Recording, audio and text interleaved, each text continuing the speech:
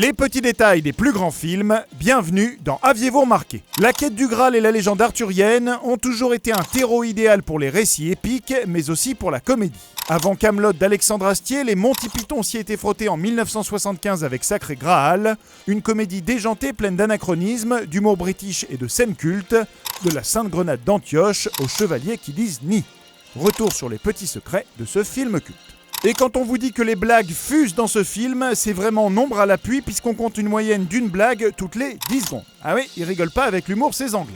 Sacré Graal est devenu un classique, mais qui avait été fait à l'époque avec un budget ridicule, si bien que des groupes de musique fans des Monty Python avaient participé au financement du tournage, dont les Pink Floyd, Led Zeppelin ou encore Elton John. Les contraintes budgétaires ont marqué des scènes devenues cultes, ainsi l'équipe n'a pas eu le budget pour se payer de vrais chevaux, et les chevaliers ont fini par mimer le galop en le bruitant avec des noix de coco. Idem pour la scène finale, qui est coupée brusquement, l'équipe ne pouvant pas se permettre une grande bataille. Pour les costumes, seul le roi Arthur porte une vraie cotte de maille, les autres étaient en laine peinte par manque de budget. Ironique quand on sait que le casque porté par Terry Jones dans le film a été vendu aux enchères 20 000 € en 2007. Côté casting, les 6 Monty Python s'en donnent à cœur joie et interprètent une multitude de personnages eux-mêmes, la plupart du temps en fonction de qui a écrit quoi. C'est Michael Palin qui s'est le plus amusé avec pas moins de 12 rôles, de Galahad au roi des marécages. Graham Chapman, alias le roi Arthur, est celui qui en interprète le moins avec seulement 4. Terry Gilliam, quant à lui, est celui qui meurt le plus avec 4 morts par l'épée dans la gorge du péril éternel, décapité par un lapin et même d'une crise cardiaque dans son propre rôle. Beaucoup de figurants sont des membres de l'équipe, ainsi le directeur artistique et le monteur jouent des policiers, le costumier l'un des ménestrels et la femme du producteur joue la femme de l'historien.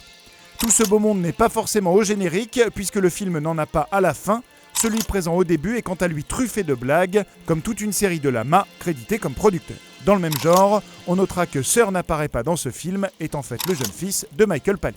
Côté référence, la fanfare de trompette qui introduit le roi Arthur à Kaamelott reproduit la musique d'Associated Rediffusion Television, la société de production de 2 de leurs précédentes séries, Do Not Adjust Your Set et At Last, The 1948 Show.